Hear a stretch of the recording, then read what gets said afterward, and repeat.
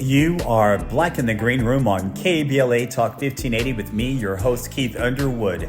And this is your spot for real talk about entertainment with entertainers, creatives, and showbiz professionals. Now, joining me in the room is not just a friend, but he's also a colleague.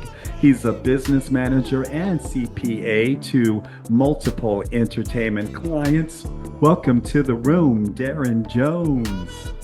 Thank you. Glad to be here. Yeah, how you been, man?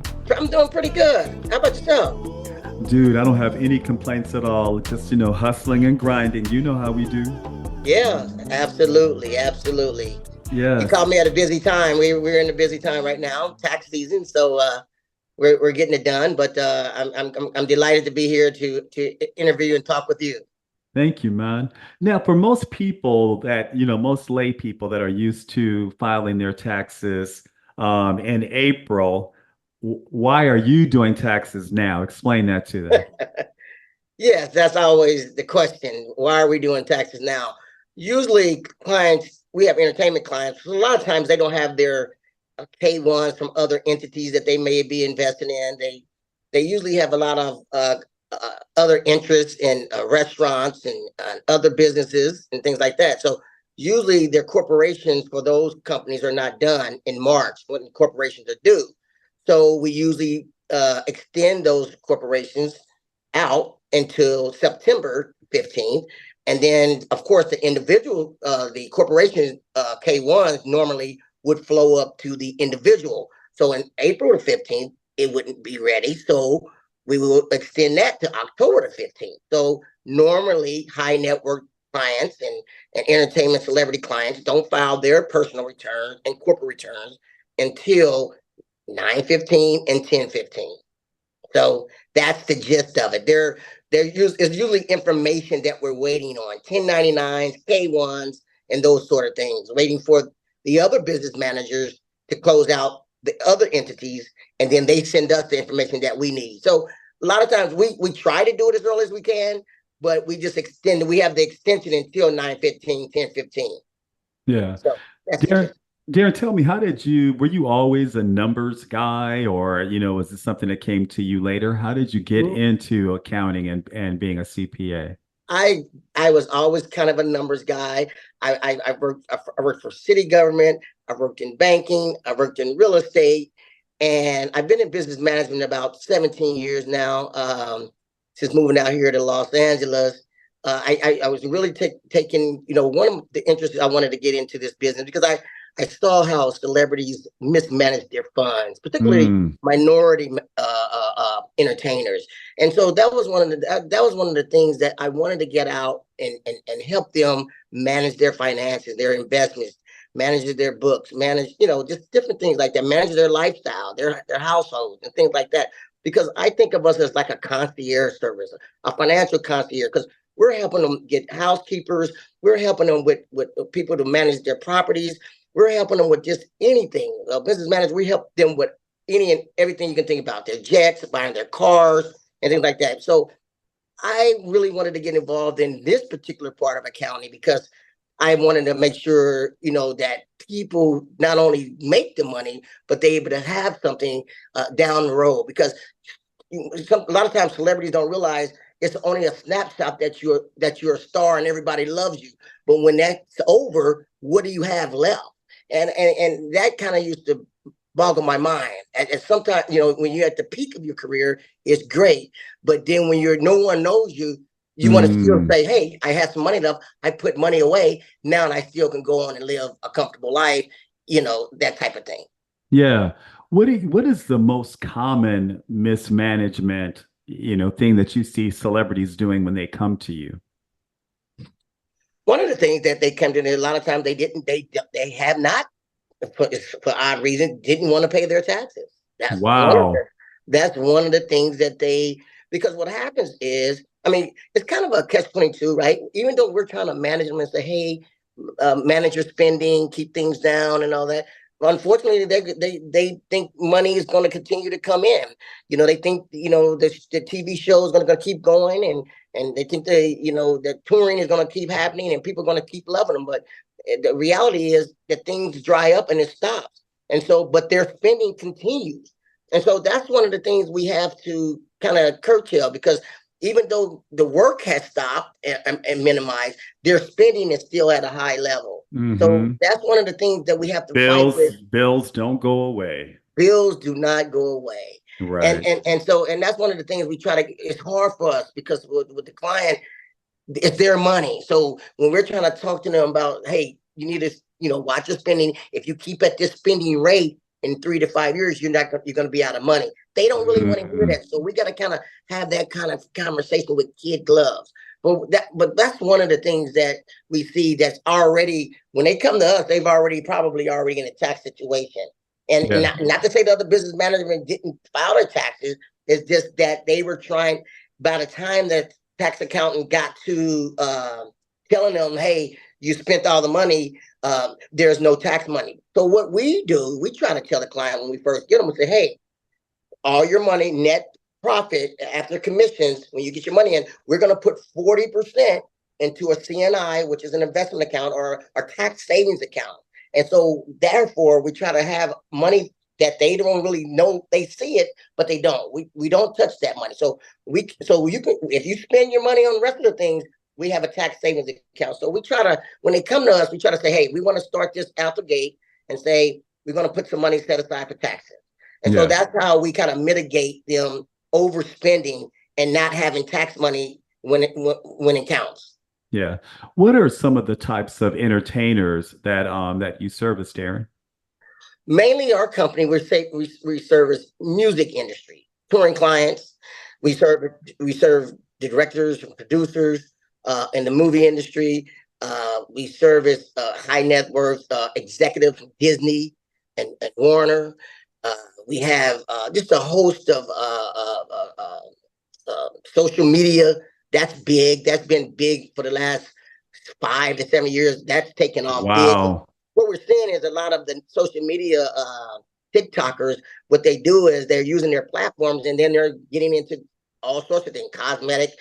Some of them some of them become musicians. They start their touring, on TikTok and get this following, and then they're getting all these deals and things like that based on how many followers they have. So we have a big book of business on TikTok. So we have a variety of clients, but our main core, at the core, uh, in our 60 years of existence, the company that I work for, it's been mainly music. So, Darren, when is it a good time for someone to start looking, someone in entertainment to start looking for a CPA or a business manager? That's a great question. That is a great question. That's always the normally business managers don't entertain an entertainer or a business manager or a client until they have a manager and an agent, or Mhm. manager or agent, or those type of things. Because if you have a manager or an agent, then the business manager knows, oh, okay, if this person is serious about their career. Because a lot of people say they want a business manager because it's quote unquote sexy to have a business Mhm. manager. So everybody wants to go out and hire a business manager at 5%. Usually business managers charge usually 5%. Uh, and so a lot of people want to go out there and get a business manager. For us, it's not that groovy to say, okay, well, we can do hourly and things like that, but we feel if you already have a manager or an agent or somebody that's already involved in your career, or an attorney, we know you're serious. So that then we're not wasting anybody's time, because a lot of times we're on a 5% situation. So a lot of times if you're not making any money and we're doing a lot of work, 5% of zero is zero. So Mm. that's one of our criteria for us. Uh, for us, and then we have kind of a minimum. Sometimes we in the 250 to 500,000 range, where and when we see potential that you may be growing. So yeah, we will take a baby band. But a lot Mhm. of times our baby bands are based on, let's say the manager say, hey, I have a baby band, but we already are with that manager with another band, that we already are artists that we already have. So they usually, hey, can you take on this baby band? I think they have potential. Sure, we'll bring them on based on your referral from the other manager that we're already working with. So it Mhm. just depends on a lot of different things. But the main criteria for us is that you have a manager, that you have a manager or an attorney or someone that's already working on your behalf. Yes. And Darren, for everyone out there that might be thinking about getting a business manager, say for instance they're in that particular range, what Mhm. kind of advice would you give them when they're seeking, someone? Because we always hear these horror stories about, people's money mismanaged or embezzlement and all this other kind of stuff that we see on television and film. What advice would you give when you're to someone that's seeking a business manager? The main thing you want to see, you want somebody you can work with. You want someone who's going to be transparent. You want somebody. What I mean by transparent, you want them to give you weekly or bi-weekly or whatever you want cash flows. You want them to be able to say, "Hey, this is the money you've taken in. This is the money that you've spent." That sort of thing. You want them to give you, let them know, "Hey, this is how we're doing on a regular basis." So the main thing is transparency. You want somebody that's been in the business long enough and has a multitude of different clients. You know what I'm saying? So that's some of the things you look for. You look at for how long have they been in the business. What's their track record? You're going to have good and the bad and the ugly, but what's their track record? And who are the clients that they're working with? We've had a couple of cases, and we have some minority clients that come in and say, "Hey, I want to know your minority roster. Mm. Who are some of your minority clients that you're working with, actors or touring entities?" It's a lot of times we don't like to name drop, or but sometimes we have to name drop because the clients want to know. So a lot of times the clients are looking at that. They're asking, who are your clients that you currently represent? So a lot of times, if they don't give you that information, they should. If they're not, then they're not being transparent. But a lot of times, because clients don't want a lot of times the clients don't want to tell anybody who's their business manager. So a lot of times we know the clients that we can say, because we've already cleared it with the client, that sometimes we may have to use your name in some instances when we're pitching a new client or something like that. So I think the longevity, the transparency, uh, track record, and those type of things I would look for. Darren, what's the worst issue that you've seen when someone has brought you, their finances or their business after a horror story? Like if someone comes to you with new business, right? But they had another business manager or CPA before you, and all of their finances were a mess. Tell me about a time that, that you were in that situation. Yeah, a lot of time. Well, the worst case scenario, right, is when they think there's been some theft. And so there's times that we've had to come in and do an audit on a client that potentially they feel like their business manager has stolen funds. And Hmm. so that's kind of a tricky thing because now they're hiring us to audit the client, which our services do audit. So basically we're called in to audit the business manager to see if there has been any funds stolen. So I think that's the biggest big thing, because really we don't, when you in this kind of practice, you don't like to badmouth other business Hmm. managers. We're business managers, but I don't badmouth. I don't, bad. They may come and say that this guy stole some money.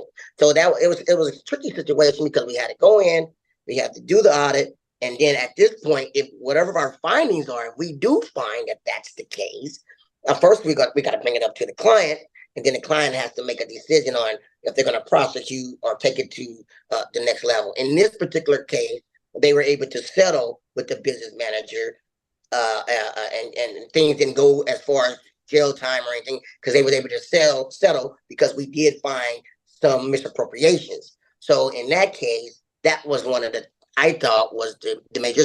They was wanting to, they thought they knew that the client, the business manager was stealing money, but they didn't know for sure. So when Hmm. they reached out, and then we said, okay, they hired us to do an engagement to audit the business manager. So that's what we did. And so we was in there for about a couple of weeks and got all the documentation in, and our findings were correct. It wasn't as much as they thought, but it was some misappropriations going there. So I think that was and for us, it's like it was tough for us because we're auditing the same profession, and to see that is disheartening. And Hmm. for me to know who that particular firm was, I wouldn't near say the name, but I just I don't like things like that, in the business, because Right. it gives us a bad name overall when you see these stories. And I tell clients, protect yourself. Make sure you're getting your cash flow statements. Make sure you're looking through your reports. Make sure you're signing your own tax returns. You might not sign every check and everything like that, but make sure you're getting weekly reports on what's in your bank and where the money's going. That's the key to it all. Yes. Darren, man, this has been fantastic. I mean, I hope especially some of our more established entertainers that are listeners that they get some, sound information from the discussion that we had today. Darren Jones, thank you so much for joining me on Black in the Green Room. Thank you for having me, and I'll invite me anytime. For more information on upcoming guests and shows, please check us out on Instagram at Black in the Green Room. You can also follow me on IG at Mr. Keith L. Underwood and FB at just Keith L. Underwood. Until next time, this has been Black in the Green Room.